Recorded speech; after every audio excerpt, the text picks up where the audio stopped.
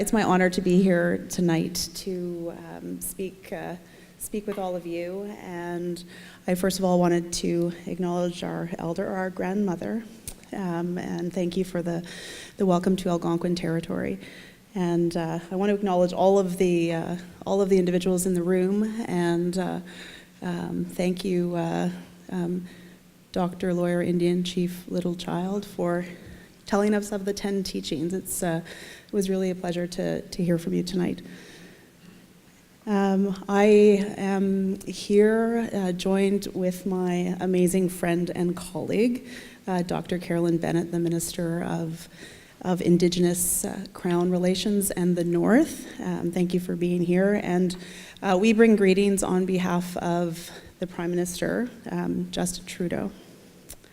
So just to provide some reflections to you, and again, I'm very happy to be at this symposium where we are talking about one of my favorite subjects, implementing the United Nations Declaration on the Rights of Indigenous Peoples, priorities, partnerships, and next steps, of which I want to say a few words.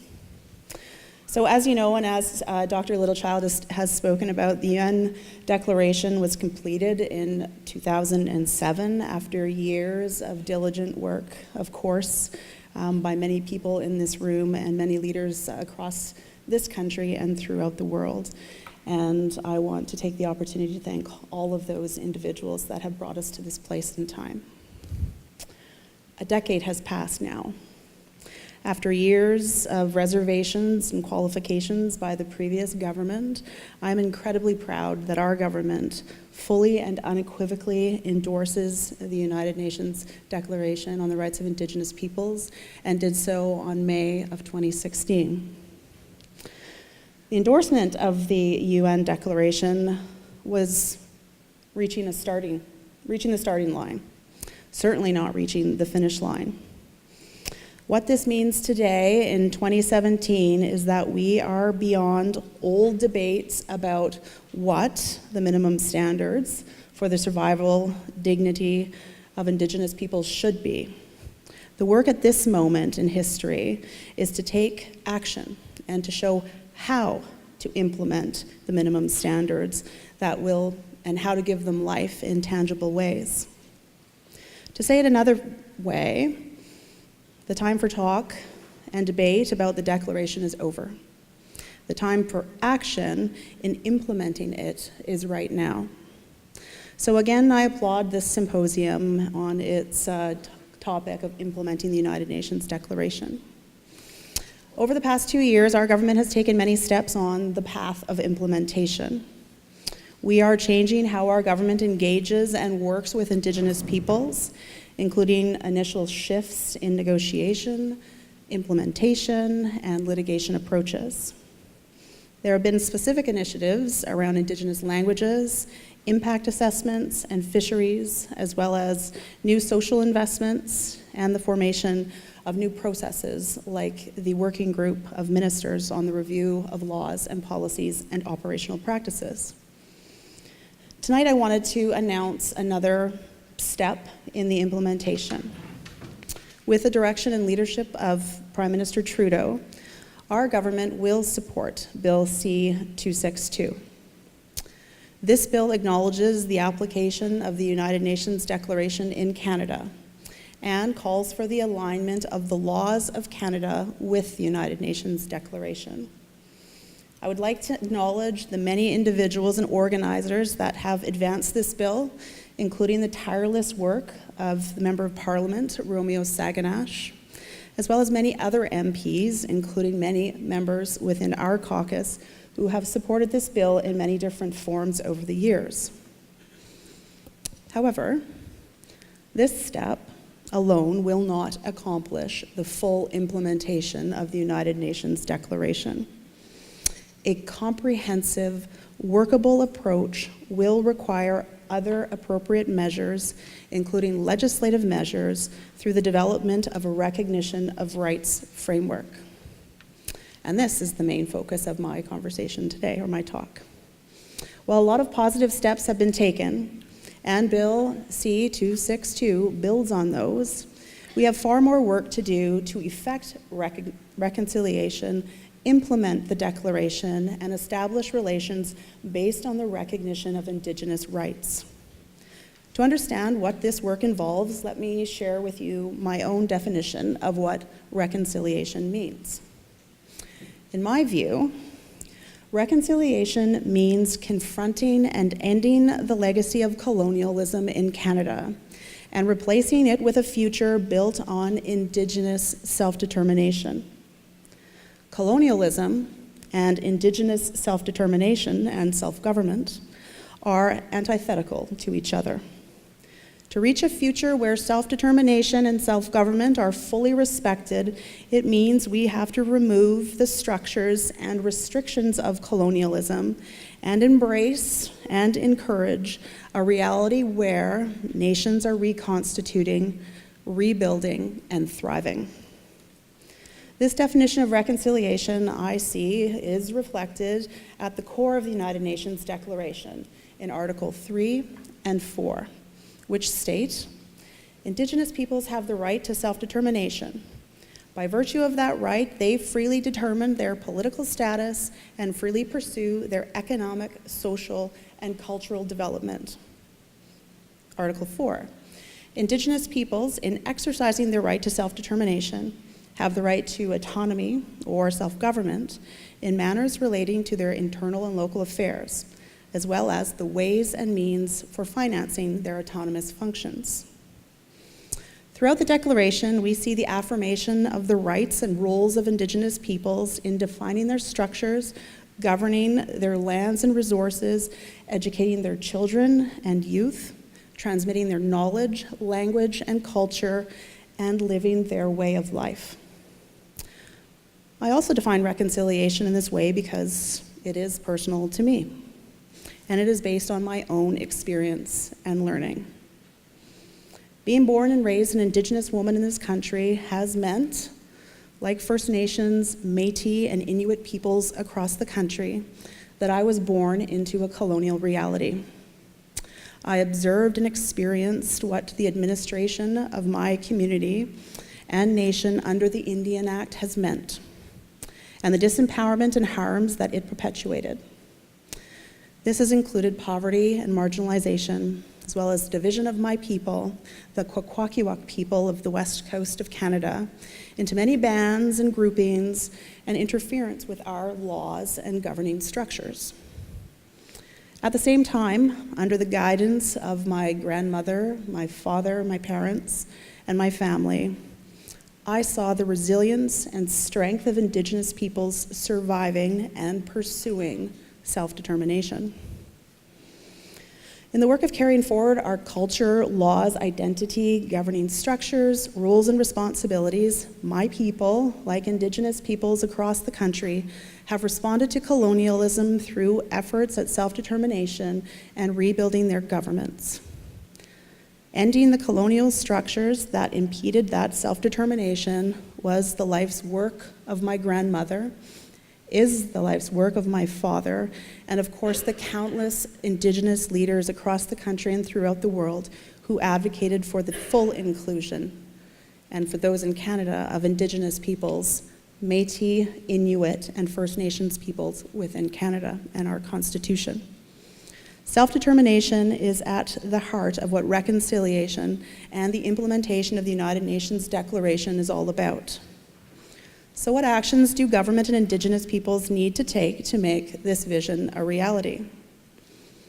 On the part of government, we must come to grips with the undeniable fact that our legislation, policies, and operational practices do not reflect the recognition of Indigenous peoples, laws, governments, and rights, and are not aligned with the standards, the minimum standards set out in the Declaration. The work before us is to reflect recognition and the minimum standards at the heart of legislation and policy. Aligning federal laws with the UN Declaration, such as through C-262, is one part of this, but there are three other foundations that need to be laid. First, the standard of recognition of rights, including the right to self-determination and the inherent right of self-government must be entrenched as a basis for conduct by all federal officials in decision-making, negotiations, and actions. It is by setting the standard of recognition that proper relations can be built and truly cooperative work can unfold. Setting the standard of recognition also means that the minimum standards of the UN Declaration would have to be integrated and reflected in all aspects of how federal governing officials approach and undertake their work. This is what the Declaration itself points to when it speaks of cooperative measures having to be taken to achieve its ends. Setting the standard of recognition would also be a major step in the fulfillment of the promise of Section 35. We have been stuck in 35 years of litigation about whether rights exist and what they mean, when we could and should have been spending 35 years cooperatively implementing the full box of rights that is Section 35 based on their recognition. By entrenching the standard of recognition, we can finally get to this point. The first step was taken by our government through the adoption of 10 principles respecting the Government of Canada's relationship with Indigenous peoples. The next step has to be recognition principles and standards being binding in legislation and reflected in policies and practices. If you haven't already read the 10 principles, I would recommend their reading because they speak to the recognition of rights, to respect and honoring of treaties, to moving towards free, prior, and informed consent and the honor of the Crown, among others. Secondly, we must create mechanisms to help facilitate and support Indigenous self-determination and the inherent right of self-governance, including transition out of the Indian Act.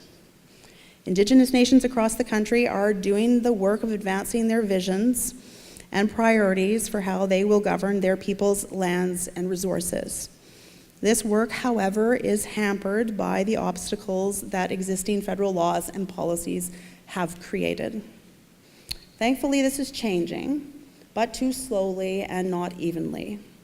There are successes that exist across the country, from sectoral self-governance to standalone self-government agreements to modern treaties and land claims agreements. We have to continue to do this work and to build on this success. Today, a typical pattern of Crown-Indigenous relations is decades of negotiations that are required for rights recognition and implementation. Alternatively, millions, perhaps dollars, might be spent in litigation, often with the necessity of negotiations thereafter. This is true for Indigenous governance rights and Indigenous rights more broadly. This denial and delay has to stop, and we are working very hard to change this reality. We have to shift to a context that embraces the many diverse paths that Indigenous peoples may choose to follow, and where Indigenous nations who are ready and willing to have the supports in place to move towards self-government. There also needs to be positive obligations on the federal government to respond to the visions and priorities that Indigenous nations set as self-determining peoples. Canada must create the legislative and policy space so that the directions Indigenous peoples determine for themselves can become their reality. Third, for generations, justifiable mistrust has built up in Crown-Indigenous relations. Governments have often not followed through on promises made and understandings reached, including historic treaties. Further, the struggle to implement modern treaties and land claims agreements and the acceleration of the use of the courts in recent decades illustrate the ongoing impacts of mistrust. We can and must do better. Of course, the failure to uphold such agreements and understandings is wholly inconsistent with the Declaration, as was said earlier, and the standards set out in Article 37. Indigenous peoples have the right to see such understandings recognized and respected. We have to continue to build a climate and a culture where commitments are followed through and actions and words are aligned. This is something that is being worked on across our government. For example, at the Department of Justice, we are actively working to align our decision-making and approaches to litigation with the recognition of rights and the imperative of reconciliation. In doing this work, we must also advance a shift from conflict and litigation to cooperation as the norm of our relations. This requires new mechanisms of accountability, new opportunities for the federal government and Indigenous peoples to collaboratively resolve disputes that arise on the path of recognition and the implementation of rights. In addition to these three actions, there is vitally important work Indigenous peoples must define and undertake for themselves. Self-determination means that Indigenous peoples are setting their own priorities, defining and refining their visions of governance now and into the future, and working and continuing to work to build the capacity to make those visions and priorities a reality. No Crown government or anyone else can lead this important work. This means hard questions have to be asked and answered by Indigenous peoples. It is not easy, and many of the answers will require challenging common assumptions and rejecting things that are currently taken for granted. Some of these questions include the following. How will you organize your government in the future? What processes and structures will you use to confirm your laws? What mechanisms will be used to ensure the legitimacy of your governments and the participation and support of your citizens? What are the ways in which you foresee interacting with Crown governments in making decisions and implementing your laws and policies? What are the capacities that need to be built to give life or to propel your vision of government? How will the Declaration be reflected in the structures, modes of operations, and the standards that guide your current or future governance? It also means, particularly for First Nations, that the divisions caused by the imposition of the Indian Act and the imposition of band councils, such as in my own nation, as an impoverished notion of government, have to be addressed. Part of the work of self-determination is figuring out how each traditional rights-bearing collective will work and govern in protecting their culture, way of life, resources, lands, and society. Reconstituting as peoples and nations and rebuilding governance go hand in hand in ending colonization and meeting the promise held by the Declaration and the promise of the full blocks of rights of Section 35 of our Constitution. We are in my opinion, a tremendous period of transition. The vast work before us to implement the United Nations Declaration, to implement it and translate it into practical and meaningful benefits on the ground in communities across this country is before us, and we need to move towards this reality. There is no roadmap to follow. If we are doing our work in implementing the United Nations Declaration properly, we will be setting an example for people across the globe to look towards. I think this is incredibly exciting. Our government is a partner with Indigenous peoples in doing this work. In the weeks and months ahead, there will be moments of tremendous action along the lines that I've just outlined today. It will require work in partnership. It will require joint work with Indigenous organizations, with Indigenous communities right across the country, recognizing a distinctions-based approach. I think we're ready for this challenge. I think that we, as the Prime Minister has said, as he articulated at the United Nations General Assembly, we're in an incredible period of transformation. We need to get it right. We need to do it together, and I envision a future for this country where Indigenous peoples finally and truly see themselves in the mirror of our Constitution. Gala Kasla, thank you for listening.